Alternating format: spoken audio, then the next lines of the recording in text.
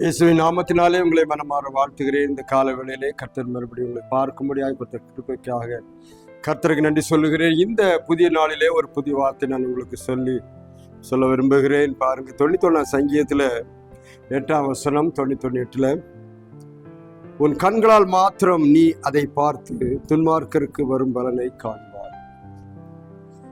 உன் கண்களால் சில காரியங்களை நீ காண்பாய்.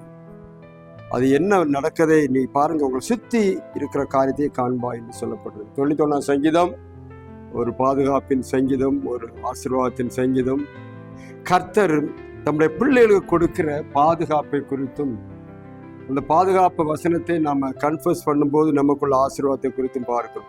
அதுல தான் ஒரு வார்த்தை 8ஆம் வசனம் இவ்வாறு சொல்லிருது, உன் கண்களால் மாத்திரம் நீ அது எதை பாத்திரம். மேல 7ஆம் வசனத்தில் சொல்லப்பட்டிருக்கு, உன் பக்கத்தில் 1000 பேரும் வலது பக்கத்தில் 10,000 பேர் விழுந்தாலும் அது. அப்போ அந்த விழுகிறதை உன் கண்கள் காணும். எது விழுகிறதை? துன்மார்க்கர். இன்னைக்கு நம்ம எல்லாத்தையும் கம்பேர் பண்ணிக்கிட்டு இருக்கோம். அவன் அப்படி ஆயிட்டான், இது எப்படி ஆயிட்டான், பக்கத்து வீட்டுக்காரர் ரொம்ப பெருசா போயிட்டான் அப்படின்னு சொல்லி பார்த்து கொண்டே இருக்கிறோம். அப்போ பார்த்தது மட்டும் இல்லை, கம்பேர் பண்ணுகிறோம். நான் பிள்ளை, எனக்கு ஒண்ணுமே நடக்கல, நான் எத்தனை வருஷமா ஜோம் பண்ண, ஒன்றும் நடக்கல, ஜோமே பண்ணல, பக்கத்துல காரன் அவன் எப்படி வந்துட்டான்னு சொல்லி கம்பேரிசன் பண்ணி ஆண்டருக்கு விரோதமாய் முறுமுறுத்து கொண்டிருக்கிற கூட்டமாய் இருக்கிறோம். அநேகர் அப்படித்தான் பார்த்துட்டு, நான் நிறைய பேர் பார்த்து பாருங்கய்யா, அவங்களுக்கு அப்படி நடக்குதுயா, எங்களுக்கு ஒண்ணுமே நடக்கலையா, நீங்க நம்ம ஜோம் பண்ணிட்டு தான் இருக்க, ஒண்ணுமே நடக்கலை என்று சொல்லி கொண்டிருக்கிறார்கள். ஆனா கர்த்தரோ ஏற்கனவே சொல்லி இருக்கிறார், உன் பக்கத்துல 1000 பேர் வலது 10,000 பேர் வருவாங்க, விழுவாங்க, அது நீ பாப்ப, உன் கண்ணால பாப்ப, என்ன நடக்குன்னு பாப்ப, ஒன்னும் பண்ணாது. சில சமயங்களில் அவர்களோடு கம்பேர் பண்ணும்போது நம்ம ஆணோட பிள்ளைகள் நமக்கு என்ன வேணும் என்ன வேணா கத்த அறிந்திருக்கிறோம். அப்போ உங்க என்ன பார்க்கிறோம், உன் கண்களால் மாத்திரம் நீ 2 காரியம் பார்ப்பாய். ஒண்ணு, நீ அவன் ஆசீர்வாதமா இருக்கதையும் பார்ப்பான், அதே சமயத்துல அவன் என்ன செய்வான், பலனை பார்ப்பாய், அவனுக்கு வரும் பலனை பார்ப்பாய். துன்மார்க்கருக்கு ஒரு பலனை காண்பாய். உன் கண்ணு தான் பார்க்கும்.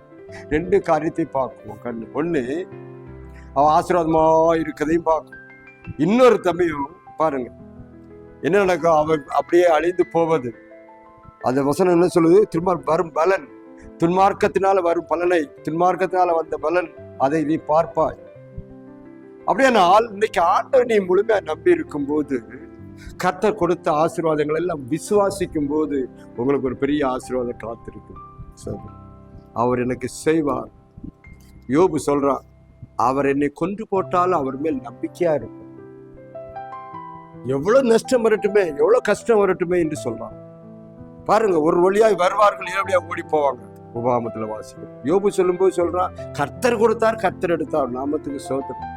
அவன் நாவினாலே கர்த்தரை மறுதலிக்கவில்லை. ஆனா இன்றைக்கு நம்முடைய சூழ்நிலைகள் பார்க்கும்போது கர்த்தருடைய ஆசீர்வாதங்கள் நம்முடைய எண்ணத்தின்படியே தான் வரும். நீங்க எந்த எண்ணம் வச்சிருக்கிறீங்க, மற்றவங்க எல்லாம் நல்ல ஆசீர்வாதமா இருக்கணும்னு நீங்க நினைச்சீங்கன்னா நீங்க ஆசீர்வாதமா இருப்பீர்கள். சொல்றேன், உன்னை ஆசீர்வதிப்பேன், உன்னை சபைக்குள்ள சபிப்பேன் சொன்ன.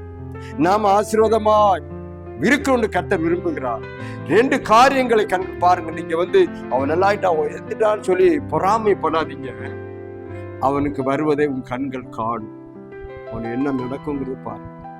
சில சமயங்களை நம்ம என்ன செய்றோம், அநேக நேரங்களை கம்பேரிசன் பண்ணி ஆண்டவரை விரோதமாய் பேசிக்கொண்டு இஸ்ரவேல் ஜனங்கள் அப்படித்தான் பண்ணாங்க. அங்க பாலைவனத்தில் உட்காந்துக்கிட்டு வனாந்தரத்தில் உட்காந்துக்கிட்டு எங்களுக்கு அது இல்லை இது இல்லை, அங்க இருந்திருந்தா நல்லா இருந்திருக்கும், அங்க இருந்தா தண்ணி கிடைச்சிருக்கும், வெள்ளரிக்காய் கிடைச்சிருக்கும், வெங்காயம். வனாந்தரத்துல வெங்காயம் எல்லாம் கிடைக்காது, ஏன்னா அங்க பயிர் போடல, அங்க தண்ணி இல்லை, கிடைக்காது. ஆனா அங்க என்ன வேணுமோ அதை கர்த்தர் கொடுக்கிறார். ஆனாலும் நம்மளால தாங்க முடியல, எனக்கு அது இல்லையே இது இல்லையே என்று கம்பேர் பண்ணி கொண்டு இருக்கிறதுனால சில காரியங்கள் உங்கள் கண்கள் காண வேண்டும். என்ன நடக்குன்னு பாரு.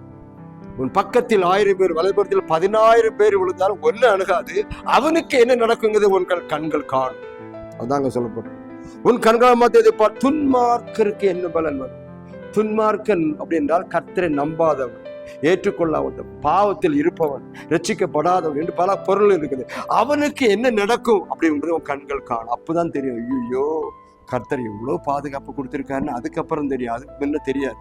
அந்த கண்கள் கண்டாதான், சில ஆட்கள் பார்த்தா தான் நம்புவாங்க, பார்க்காட்டா நம்ப மாட்டாங்க. வசனங்கள் அப்படி எழுதி கொடுத்துருக்கு, அதை விசுவாசிக்க மாட்டார்கள். இந்த காலவெளியில் அருமையானவர்களே, நீங்கள் அநேக காரியங்களை பார்ப்பீர்கள்.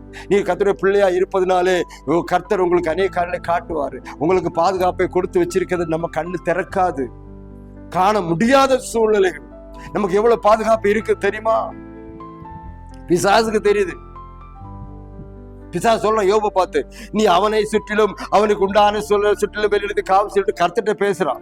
அவன் ஏன் அப்படி இருக்கான்? நீ என்ன காவல் போட்டு வச்சிருக்கிறீர், வேலி போட்டு வச்சிருக்கிறீர். அந்த வேலி யோபுக்கு கண்ணுக்கு தெரியல, ஆனா யாரு கண்ணுக்கு தெரியுது அப்படின்னு பாத்தீங்கன்னா இந்த பிசாசு. இன்னைக்கு நமக்கு கொடுத்திருக்கிற ஆசீர்வாதமும் நமக்கு கொடுத்துற பாதுகாப்பும் யாருக்கு? உங்களுக்கு தெரியல, நமக்கு தெரியல, ஆனா யாருக்கு தெரியுது? பிசாசுக்கு தெரியுது. அவன் சொல்றான், அவன் சுற்றிலும் வேலி அடைக்கவில்லையோ, அவனை நீர் பாதுகாக்கவில்லையோ. சில சமயங்கள்ல எவ்வளவு பாதுகாப்பு இருந்தாலும் நம்ம என்ன சொல்றோம் தெரியுமா? மற்றவர்களை அப்படி எட்டி பார்த்துட்டு இருக்கோம், அங்க என்ன இருக்கு, இங்க என்ன இருக்கு, அவன் எப்படி இருக்கான், அவன் நல்லா ஆயிட்டானே. யாரு நல்லா முன்ன கவலைப்படாது, வேகமா போட்டு பயப்படாது. கர்த்தர் உங்களுக்கு கொடுக்கிற ஆசீர்வாதம் உங்களோடு இருக்கும், அது ஒருவனையும் எடுத்துக்கொள்ள மாட்டான். ஆனால் துன்மார்க்க ஆசீர்வாதம் வரும், ஒரு டக்குன்னு போயிடும். ஆனா உங்களுக்கு மெதுவா தான் வரும், அது உங்களை விட்டு போகாது. அதைத்தான் 91 சங்கீதத்துல படிக்கிறோம்.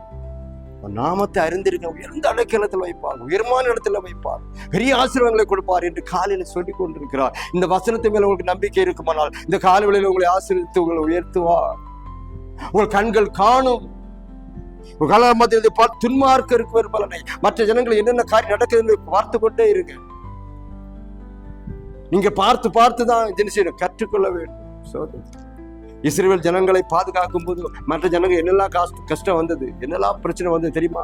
பார்வோன் மக்களுக்கு எவ்வளவு பிரச்சனை வந்தது, எரிகோ ஜனங்களுக்கு எவ்வளவு பிரச்சனை, அப்படியே இடிந்து விழுந்தது அல்லவா? கண்களால் பார்த்தார்கள். துன்மார்க்கு வரும் பலனை காண்போம். இன்றைக்கும் கர்த்தரை விட்டு தூரமா இருக்கிற ஜனங்களுக்கு வருகிற ஆபத்து யாராலையும் தடை பண்ண முடியாது. பார்க்கும், you cannot stop it. அதை ஸ்டாப் பண்ண முடியாது. அவ்வளவு பெரிய ஒரு காரியம் வரும், பயங்கரமாய் வரும் என்று சொல்லப்படும். காலைவெளியில் அருமையிலே உங்களுக்கு உங்களுக்கு வந்திருக்க ஆசீர்வாதத்தை உங்களுக்கு கண்கள் காணும். உங்களை துன்மார்க்க வரும் பிரச்சனையும் கர்த்தருக்கு உங்கள் கண்களில் காட்டுவார். அதான் சொல்லப்படும், பக்கத்தில் 1000, ஒரு பக்கத்தில் 10,000, அதை நீ பார்ப்ப. ஒன்னும் பண்ணாம இருக்கிறது பார்ப்பேன், ஒரு ஆபத்து வராம இருக்கே பார்ப்பேன். ஆனா துன்மார்க்கருக்கு பயங்கரமான பிரச்சனை வருத உங்கள் கண்கள் காணும். இன்றைக்கு அருமையான பிள்ளைகளை என் கர்த்தர் நம்பினா கர்த்தர் உன்னை பாதுகாப்புகளை வைத்திருப்பார். 91 சங்கீதம் பாதுகாப்பின் சங்கீதம். உன்னையும் உன் குடும்பத்தையும் பாதுகாத்து வழிநடத்தி ஆசீர்வதித்து அவருக்கு சாட்சியா இந்த காலையில் நிறுத்துவாராக. பாருங்கள், கர்த்தர் உங்களையும் குடும்பத்தை ஆசீர்வதிப்பாராக.